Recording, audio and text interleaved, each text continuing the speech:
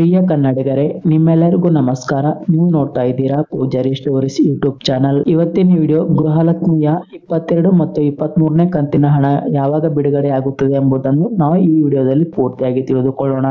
ಗೃಹಲಕ್ಷ್ಮಿ ಯೋಜನೆ ಮಹಿಳೆಯರ ಖಾತೆಗೆ 22 ಮತ್ತು 23ನೇ ಕಂತಿನ 4,000 ಹಣ ಬಿಡುಗಡೆಯಾಗಲಿದೆ. ಹೌದು, ಹಾಗಾದರೆ ಯಾವಾಗ ಬಿಡುಗಡೆಯಾಗುತ್ತದೆ ಎಂಬುದನ್ನು ನಾವು ದಿನಾಂಕವನ್ನು ಪ್ರಸ್ತುತಪಡಿಸಲಿದ್ದೇವೆ. ಕರ್ನಾಟಕದಲ್ಲಿ ಕಾಂಗ್ರೆಸ್ ಸರ್ಕಾರ ಅಧಿಕಾರಕ್ಕೆ ಬಂದು ಬರೋಬ್ಬರಿ 2 ವರ್ಷಗಳು ಪೂರೈಸಿವೆ. ಈ ಅವಧಿಯಲ್ಲಿ ಜನಜೀವನ ಸುಧಾರಿಸಲು ಹಾಗೂ ಸಬಲೀಕರಣದ ದಾರಿಯಲ್ಲಿ ರಾಜ್ಯದ ಬಡ ಮಧ್ಯಮ ವರ್ಗದ ಕುಟುಂಬಗಳಿಗೆ ನೆರವಾಗಲು ಪಂಚ ಗ್ಯಾರಂಟಿ ಯೋಜನೆಗಳು ಜಾರಿಗೊಂಡಿವೆ. ಆ ಯೋಜನೆಗಳಲ್ಲಿ ಅತ್ಯಂತ ಪ್ರಭಾವಶೀಲವಾದದ್ದು ಗೃಹಲಕ್ಷ್ಮಿ ಯೋಜನೆ. ಇದು ನೇರವಾಗಿ ಮಹಿಳೆಯ ಆರ್ಥಿಕ ಸ್ವಾವಲಂಬನೆಯನ್ನು ಗುರಿಯಾಗಿರಿಸಿಕೊಂಡಿದೆ. ಮಹಿಳೆಯರು ಕುಟುಂಬದ ಬೆನ್ನೆಲುಬು. ಮನೆತನದ ಆರ್ಥಿಕ ಸ್ಥಿರತೆಗೆ ಮಹಿಳೆಯರು ಬಹುಮುಖ್ಯ ಎನ್ನುವುದರಲ್ಲಿ ಸಂದೇಹವಿಲ್ಲ. ಆದಾಯದ ಕೊರತೆ, ಬೆಲೆ ಏರಿಕೆ ಹಾಗೂ ದಿನನಿತ್ಯದ ಖರ್ಚುಗಳನ್ನು ನಿರ್ವಹಿಸುವಲ್ಲಿ ಸಾಮಾನ್ಯ ಮಹಿಳೆಯರಿಗೆ ಎದುರಾಗುವ ತೊಂದರೆಗಳನ್ನು ತಗ್ಗಿಸಲು ಈ ಯೋಜನೆ ಪ್ರಾರಂಭಿಸಲಾಯಿತು.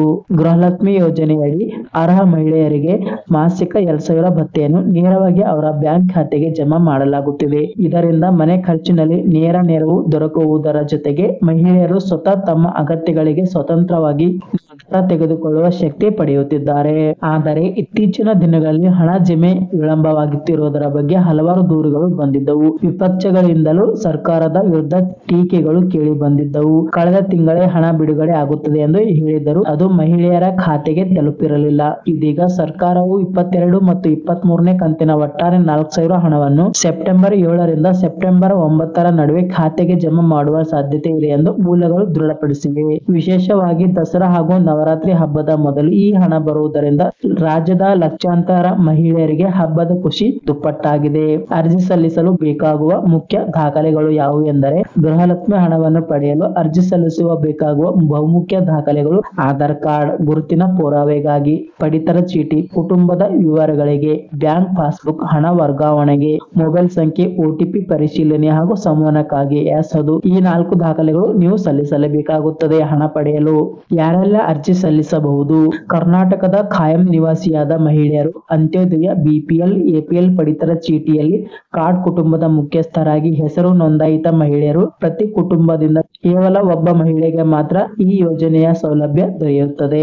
ಒಟ್ಟಾರೆಯಾಗಿ ಗೃಹಲಕ್ಷ್ಮಿ ಯೋಜನೆ ಮಹಿಳೆಯರ ಆರ್ಥಿಕ ಸ್ವಾತಂತ್ರ್ಯ, ಕುಟುಂಬದ ಭದ್ರತೆ ಮತ್ತು ಸಬಲೀಕರಣಕ್ಕಾಗಿ ಸರ್ಕಾರ ಕೈಗೊಂಡಿರುವ ಮಹತ್ವದ ಕಲ್ಯಾಣ ಕ್ರಮ. ಸೆಪ್ಟೆಂಬರ್ ತಿಂಗಳಲ್ಲಿ ಬರುವ 4,000 ಹಣ ಜಮೆ ಮಹಿಳೆಯರಿಗೆ ಹಬ್ಬದ ಸಂಭ್ರಮದಂತೆ ಪರಿಣಮಿಸುವ ನಿರೀಕ್ಷೆ ಇದೆ. ಹೌದು, ಇದು ಬಡ ಗೃಹಿಣಿಯರಿಗೆ ತುಂಬಾನೇ ಖುಷಿ ಕೊಡುವಂತ ವಿಷಯವಾಗಿದೆ. ಯಾಕಂದ್ರೆ ದಸರಾ ಹಬ್ಬಕ್ಕೆ ಬಂಪರ್ ಕೊಡುಗೆಯಾಗಿದೆ. 22 ಮತ್ತು 23ನೇ ಕಂತಿನ ಹಣ ಬಿಡುಗಡೆ ಆಗಲಿದೆ 7 ಮತ್ತು 9ನೇ ತಾರೀಕಿನ ಒಳಗೆ. ಹೌದು, ಇದು ಗೃಹಲಕ್ಷ್ಮಿ ಹಣದ ಕುರಿತಾದ ವಿಡಿಯೋ ಆಗಿದೆ. ಮತ್ತೆ ಮುಂದಿನ ವಿಡಿಯೋದೊಂದಿಗೆ ನಿಮ್ಮನ್ನು ಭೇಟಿಯಾಗುತ್ತೇನೆ. ಪ್ಲೀಸ್ ದಯವಿಟ್ಟು ನನ್ನ ಚಾನಲ್ ಸಬ್ಸ್ಕ್ರೈಬ್ ಆಗಿ, ಶೇರ್ ಮಾಡಿ, ಕಮೆಂಟ್ ಮುಖಾಂತರ ನಿಮ್ಮ ಅಭಿಪ್ರಾಯಗಳನ್ನು ತಿಳಿಸಿ ಅಂತ ಹೇಳ್ತಾ ನಾನು ಇವತ್ತಿನ ವಿಡಿಯೋವನ್ನು ಮುಗಿಸುತ್ತೇನೆ. ನಮಸ್ಕಾರ.